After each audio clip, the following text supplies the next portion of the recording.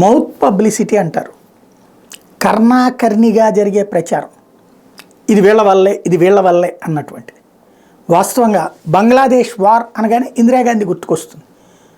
ఇవాళ బియ్యం ఉచితంగా ఇస్తున్నా, 2 రూపాయల కిలో బియ్యం అన్నటువంటిది ఎన్టీ రామారావు గుర్తుకొస్తారు.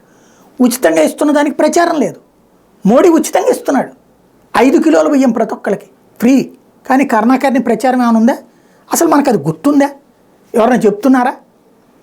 నరేంద్ర మోడీ వలన ఇవాళ ఉచిత బియ్యం 86.5 కోట్ల మందికి ఇస్తున్నారు.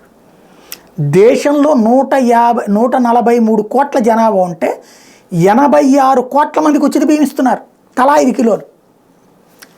భవిష్యత్తులో గుర్తుకు రావాలంటే నోటితో మాట్లాడాలా, తెలియాలా.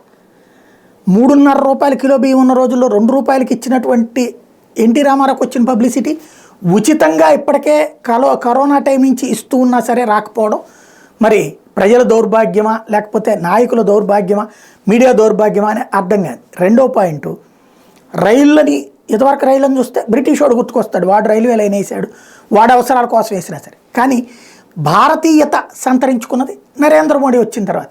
రైల్వే స్టేషన్లో ఎక్కడికక్కడ లోకల్ ఫేస్ కనిపించేటట్టు రోజుకి 1 కోటి మంది ప్రయాణించే రైల్వే స్టేషన్లని భారతీయ రూపాల్లోకి తీసుకురావడం ఒక ఎత్తు, సదుపాయాలు మెరుగుపరచడం మరొక ఎత్తు, వందే భారత్ రైళ్ళు ఒక ఎత్తు, నమో భారత్, అమృత్ భారత్, ఇట్లాగా 3 రకాలైనటువంటి రైల్వే వ్యవస్థల్ని తీసుకొచ్చింది మోడీ.